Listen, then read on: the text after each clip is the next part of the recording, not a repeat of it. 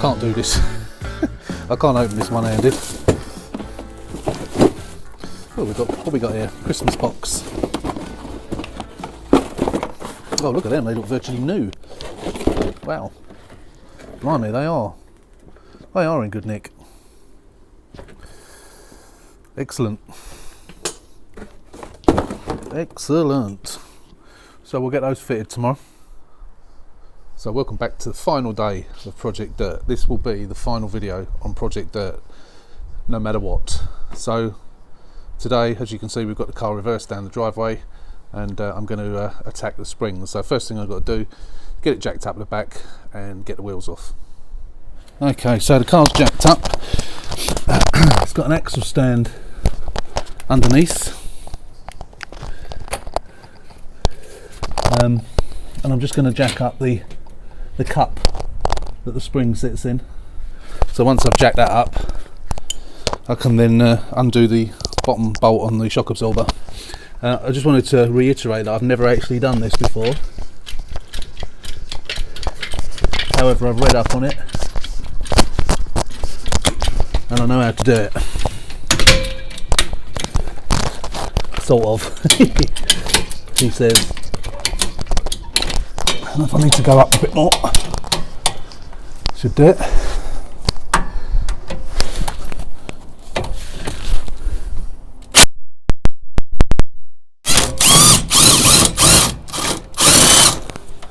So luckily with a impact wrench it comes out quite easy. There you go. Right, that's the bolt out.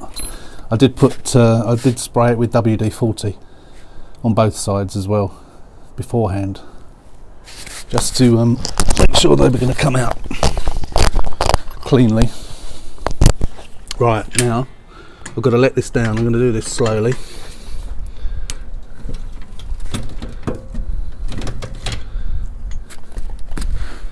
Now, why has it not gone down? It hasn't cleared it.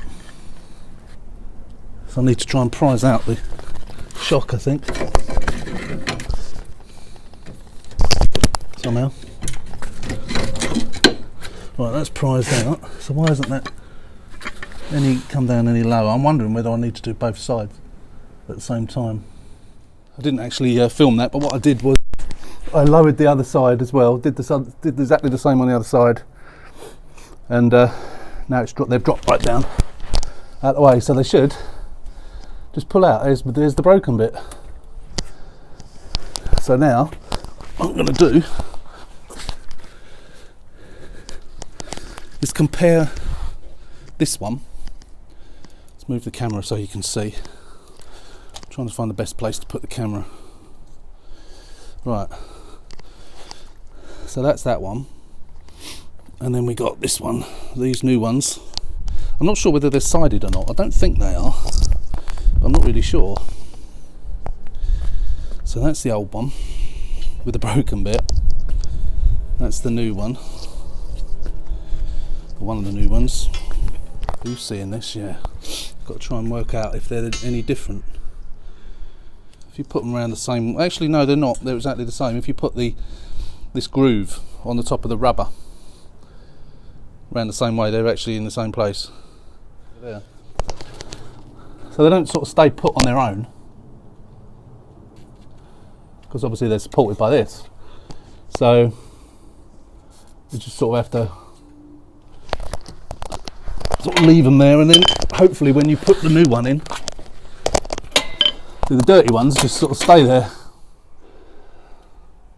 So what I'm going to do is I'm going to get the jack back underneath.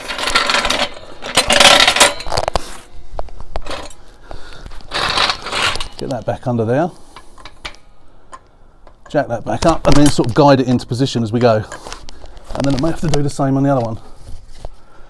Okay, as it goes up, it's sort of should slot into position as it moves up. I don't want the other one to be out of position, so I'm looking at the other one as well.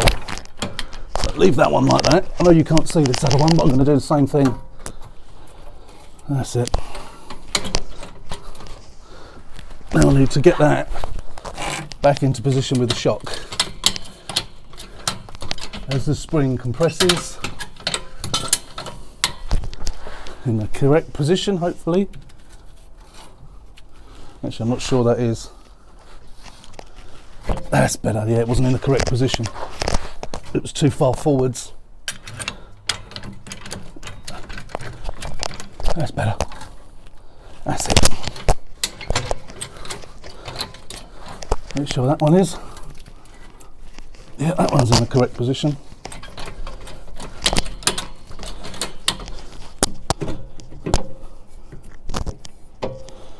Very rusty, this. Oh, that's it.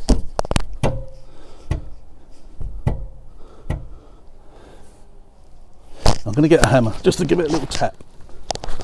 Right.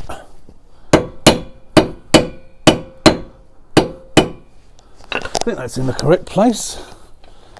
And then I'll tell you what I'm going to do. I'm going to squirt some WD-40 in the hole.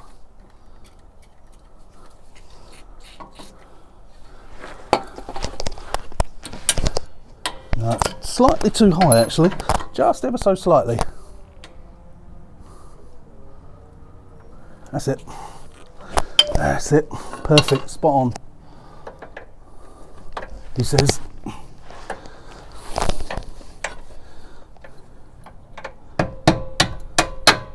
That's it. And then now we can tighten that back up. The other spring's in the exact position. I'm not going to do it all the way up by this, just up as far as I can get it. Then I'll do it up by hand and then I'll torque it. That'll do. So that's that.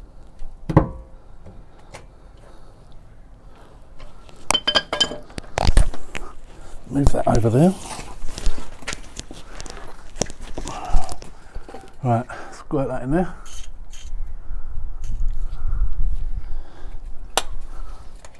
Now we need to get the jack over this side.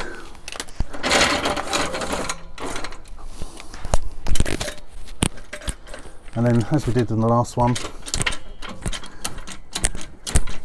we need to push that into position. Get the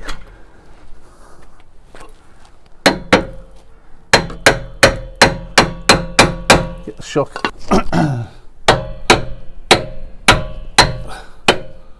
Little, that's it. Perfect. Springs are in the perfect seating position. Get that bolt in. Getting too old for all this crawling around on the floor. Ouch. Right. Okay. That's that. That's it. That, my friends,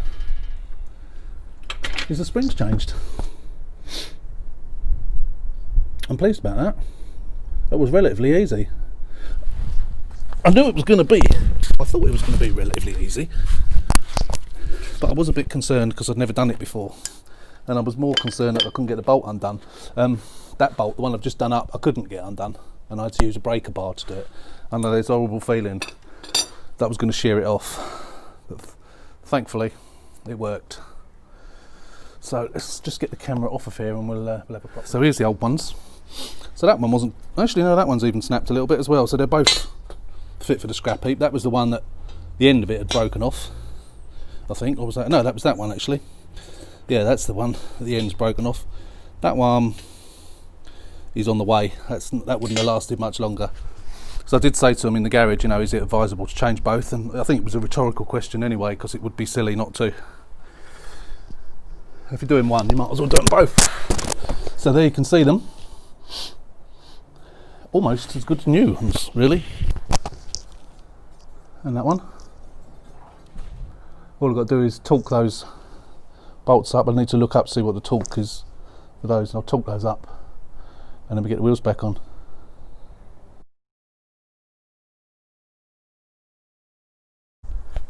Right, I've put the wheel on the other side, lowered it down. All is good, and I've just remembered that I'm going to have a look at this. See if I can see if I can figure out why this handbrake's not making. So the handbrake is on, and as you can see, it turns. So I believe that's 12 mil to get those off. The first thing you have to do is get those off, which normally come off relatively easily. That's it. To get these off, sometimes they'll just pull off, sometimes they might need a bit of encouragement.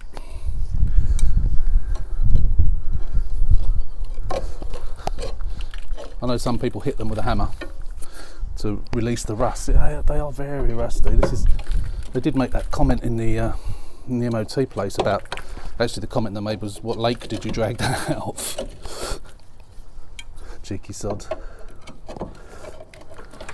But yeah, I mean, these are the things that do go rusty on these cars: the back beams, the brake drums, and so on. Right, so that's, oh god, it is very, very oily and very, very dirty in there.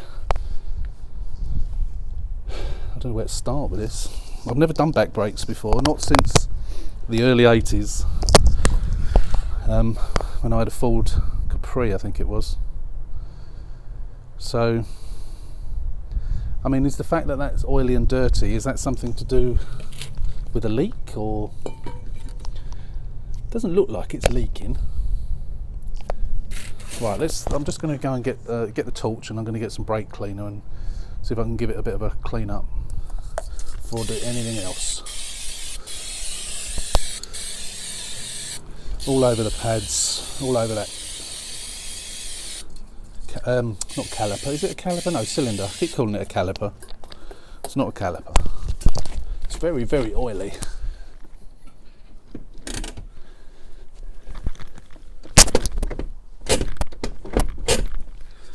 So what I'm hoping might happen, if I lubricate it and do the ratchet every up and down every now and again, it might start working. The springs look okay as far as I can see. That's better. I've got a torch in there now. Okay, so that fine spring you can see there, that's the one that the handbrake cable is connected to. That is connected to this. This is the thing that makes the ratchet go. So as far as I can see, that pivots at the top and ratchets, and then that pulls the pads out, shoes out, and that is all connected. It could just be seized, but yeah, I mean, apart from that being dirty, I don't think it's that bad really. There's plenty of meat on the shoes as well, so there's no need for those to be changed. Let's get a bit of lubrication on it, and then we'll try it. Well, I'm not having much luck with this. What I've tried is I've got all the lithium grease over it. I have put some 3-in-1 oil and some WD-40 on it, and I got the wife to sit in the car, pull the handbrake up and down. This shoe was definitely moving out a little bit. That shoe, I'm not sure. It seemed to be a little bit, but not that much. I'm gonna set the camera up on the tripod in a second, and I'm gonna get in and do it myself. Just do it up and down so you can see how much it's moving. So it is what it is. I phoned up the garage, and they've said they can do it tomorrow for me. But it's my wife's birthday tomorrow, so they've said to me, bring it down today. So I'm going to put it all back together, and then later on this afternoon I'm going to take it down and drop it off to them and let them sort it out. So next time you'll be seeing it will be when it's done, and then we'll know what it is. I'll put this in the car, and then if it is a cylinder, at least I don't have to pay for a cylinder because I've already got one. So yeah, so that's where we are. Morning. Welcome back to the channel. Welcome back to Project Dirt. People looking at me walking down the road talking to myself. So I am just recording this as Project Dirt is gone live, the penultimate episode, and I am right outside the garage now. I'm just going to pick Project Dirt up, which is now past the MOT. So I will see you in a minute.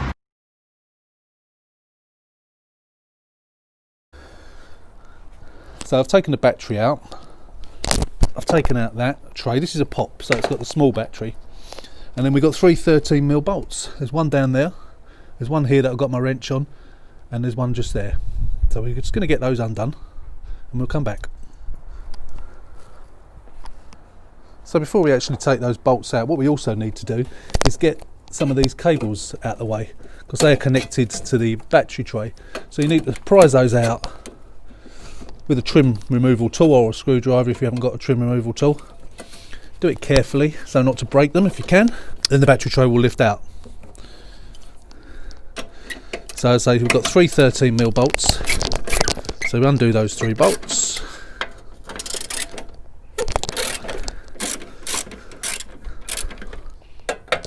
One down in the hole.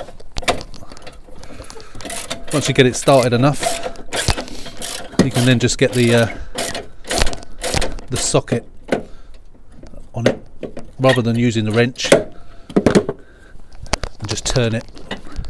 This one's actually quite stiff, unless you've got a magnetic socket bit, in which case it will stick into the socket.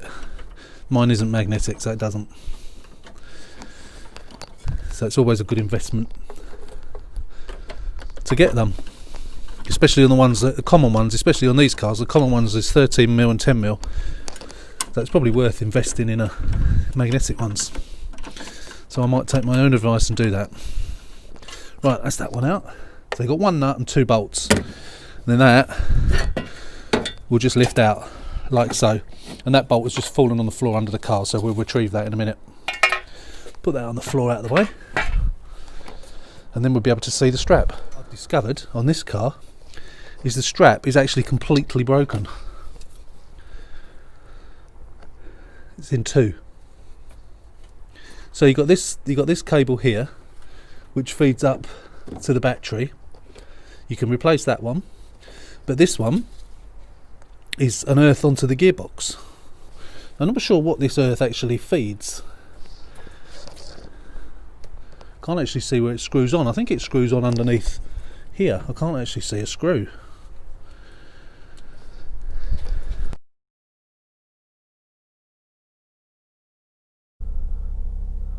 Okay, so I showed you the video of the that earth strap, and I'm hoping that is the reason for an intermittent error that I'm getting up, which is on the steering.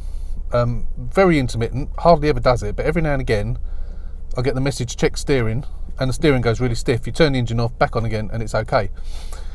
I think it's highly unlikely that it's the motor. The steering, as you probably know in these cars, is electric.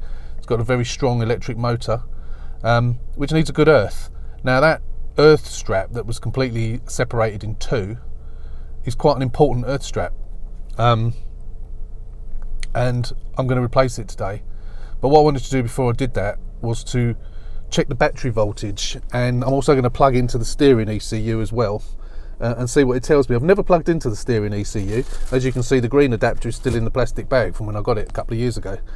So we're going to connect up, have a look, see what the battery voltage is on this one, and then we're going to connect up to the steering, and we'll see what we'll do the readings, and then we'll have a look at the readings afterwards, after I've changed it. So the engine's running and we're showing 13.9 volts. I'm going to turn the steering wheel all the way to the right, the full lock both ways, and see if it changes. 13.7. All the way to the other side, 13.7. Back to the middle. So it's not making much difference, is it really? So I've now plugged into the engine. It's coming up with a couple of intermittent faults there. I'm assuming that they're past faults, so we'll clear those. I'm sure I did this before and I don't really recall seeing these coming up, so we'll clear those.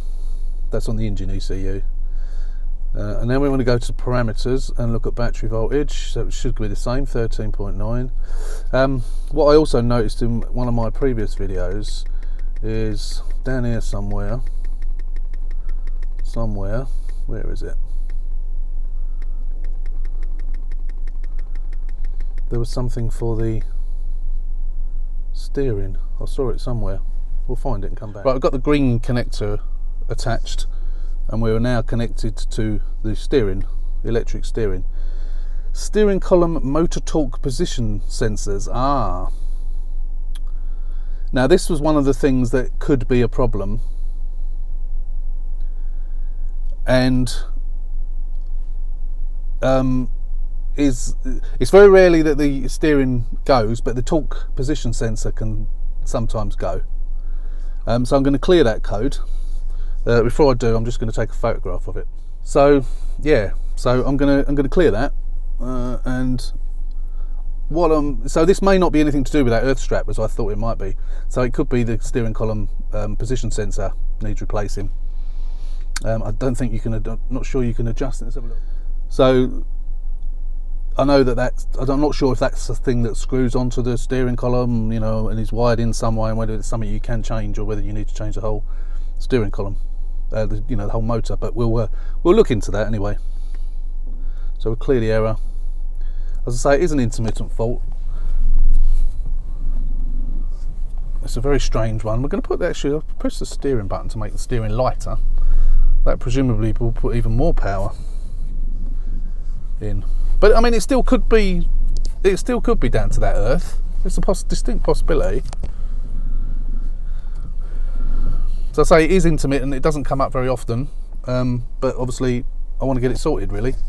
So we've cleared the code anyway. So I'm not sure. Actually, let's just connect to it one more time.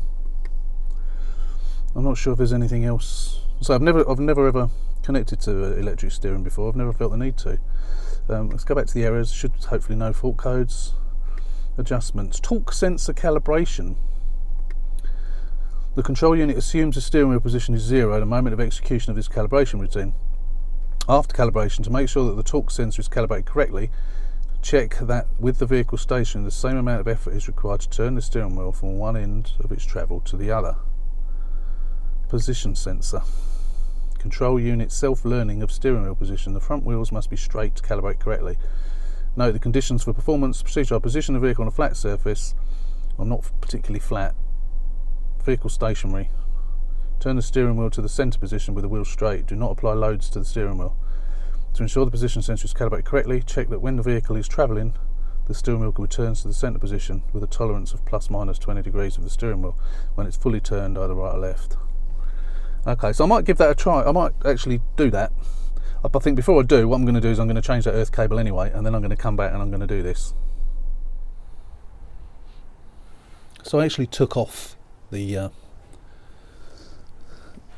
cable, cleaned up the connection on the battery one, and then just threw it away basically. But as you can see, it's just there.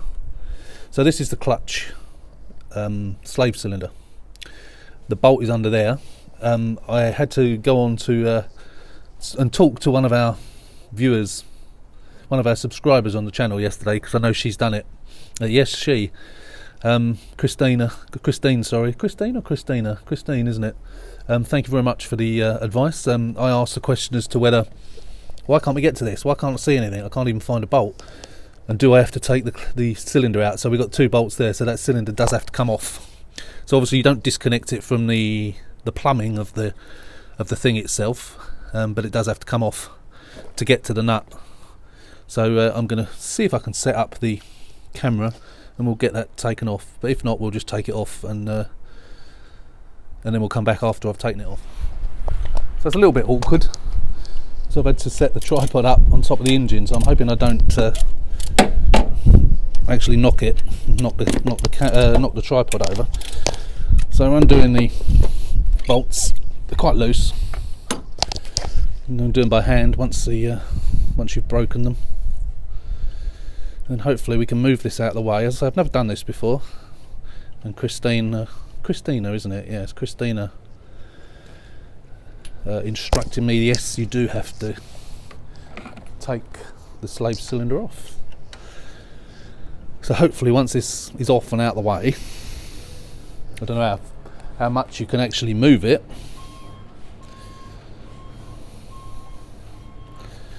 To get it out of the way, because obviously it's connected on both sides, but yeah, there we go, there's a nut under there. Now I'm not sure whether you can see that or not, but there's what looks like a 13mm nut under there. So if I get the spanner on there, undo that, and then we've got one in the garage that I bought a while ago. That one's quite stiff. Cool. It's coming. As I'm turning it, the threads of the braided cable, which have obviously snapped, are just disintegrating into tiny little strands as I'm undoing it.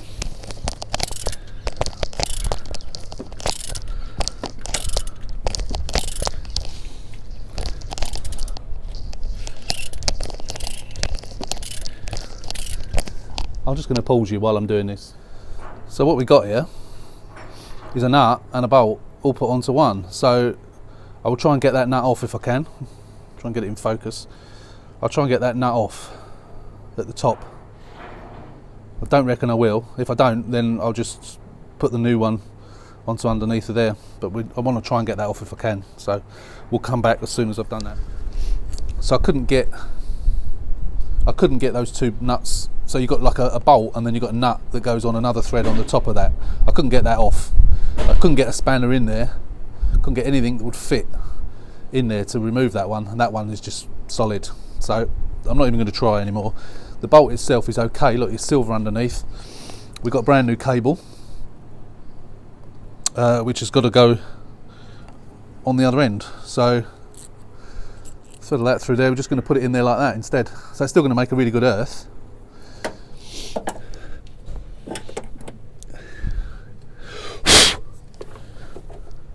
Just need to feed it through. Oh, ow! Just stuck myself with a bit of metal. I don't want to do the bolt up with with the cable falling off, do I? That wouldn't be a good idea. There you go. Right, get that started, and then we'll get that bolted up.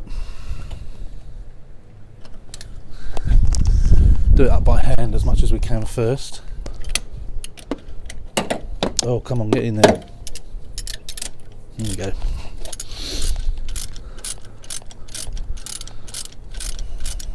A stupid bit of design, really, this.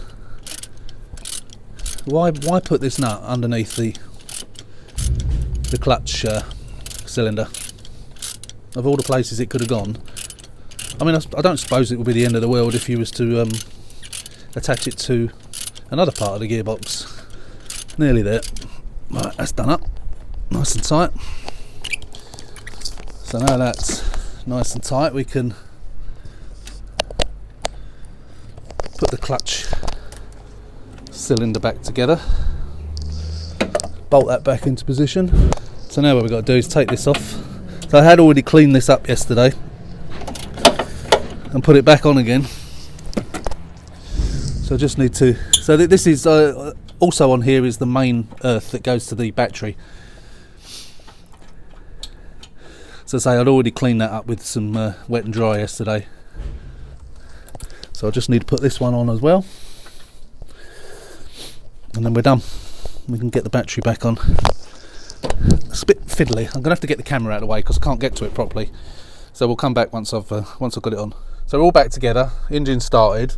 I've got the steering wheel in the centre, and the wheels are straight.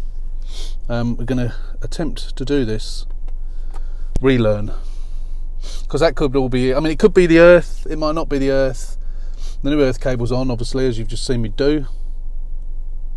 See if there's any errors. No fault codes.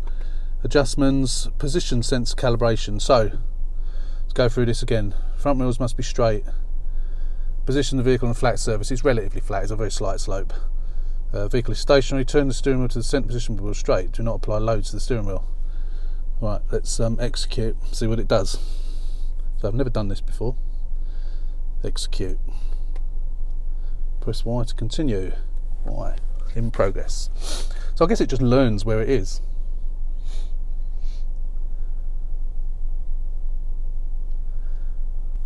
So I guess that's done it. So let's try the torque sensor as well. Control unit assumes the steering wheel position is 0 at the moment of execution of the calibration routine. After calibration, to make sure that the torque sensor is calibrated correctly, check that with the vehicle stationary, the same amount of effort is required to turn the steering wheel from one end of its travel to the other. Okay, let's do that.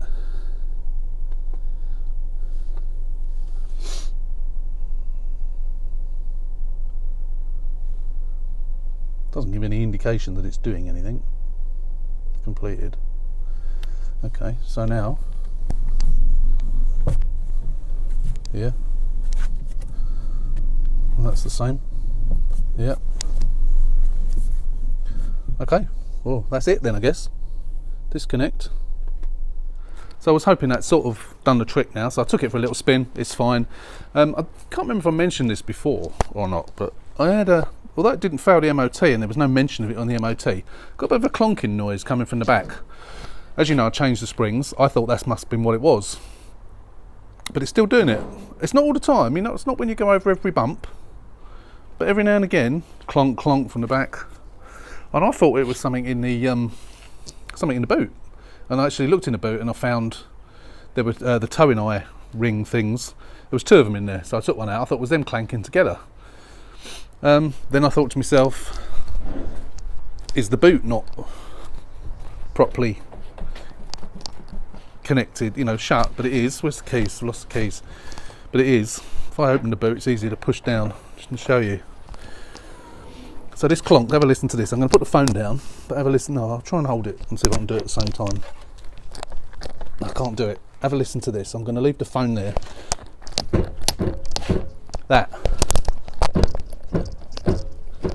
That's the noise I keep hearing. It's coming from that left-hand side. So that, I think, has got to be a shock. It's got to be a shock absorber. So someone is coming to look at this probably in an hour or so. I'm going to give it a wash now, but I think to be on the safe side, I'm going to change that shock absorber. Not now, because I haven't really got time. I don't want him turning up when I've got the car up on stands. So maybe I'll do it this afternoon. It depends whether he wants it or not. If he's going to have it, then I'm going to do it anyway, obviously, but it's whether I do it this afternoon or not. Obviously I'll take him for a spin. If it does it while we're out, I shall say to him, you know, I think it's a shock absorber, I'm going to change it. Yeah, there's not much else to do on this. Well, there's nothing else to do on this now. It seems to be one of these cars, although I got this for a relatively good price. I think it was 925, 975, something like that. Of course, it cost me the 300 quid to have the seal done. There's been various bits and pieces that I keep coming across, and that's another one now. So, it's 10 years old, isn't it? It's had all new back brakes on. Oh, I didn't tell you about that, did I? Yes, of course. Remember the brake problem we had at the back? In a previous video, or it might even be this video, I can't remember. I'm not sure we've even shown you it yet, but I couldn't get to the bottom of why the brakes were so, the handbrake was so bad on the other side.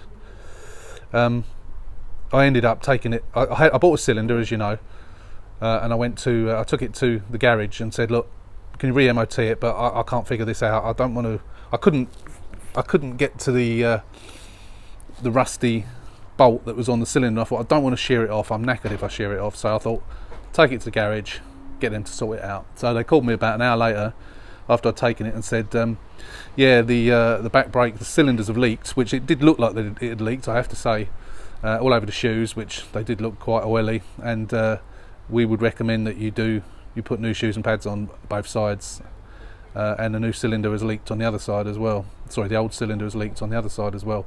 So I've actually had complete, apart from the drums, I've had completely new rear brakes. All the springs, adjusters, everything is all been replaced and not repaired, it's all been replaced. Unfortunately, it cost me £192, so that's yet another 200 quid out of my profit. But obviously, it passed the MOT. Got to go. I've already got a shock absorber, which was only a few quid anyway. So if that does it, I will still make around between 400 and 500 quid on it. So it's sort of, again, I think I mentioned this once before. These older cars do cause problems. Like Project Cooey, although obviously I scrapped it.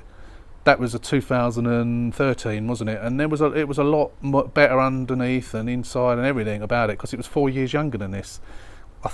Once these cars get to this sort of age, it's just, there's too many things that need to be done on them. And obviously, you know, I'm doing them, selling them, so hopefully for the person who's buying them off me, they won't have any problems, because I'm doing all these things. But you know, again, I haven't had a look under this one yet, so I don't know what the situation's going to be there either. But it's reinforced my thoughts about whether I should be buying ones this old or not. I seriously think I should be looking at younger ones, but you know, the younger ones cost me more, and this is my market, this sort of price. So I don't want to price myself out, but you know, I don't know. But I'm just going to seriously think about buying cars of this age now. But this one's virtually done. It's okay. I need to put a shock absorber on it. I'll make 400 or 500 quid on it, and then it'll be gone out the door, and we can forget about it. It's a lesson to be learned, I think.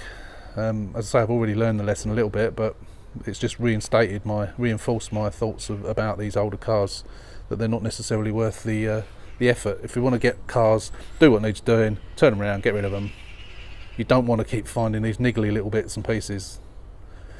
So that's it. So we'll update you again when I've done if and when I've done the shock, whether this bloke's going to have the car or not, and then it'll be the end of this video. But this is destined to be the last Project Dirt video anyway. But it's been a bit of a long slog, but most of it, of course, was spent sitting outside the body shop for a few weeks. But hopefully it'll sell today anyway, and then we can move on.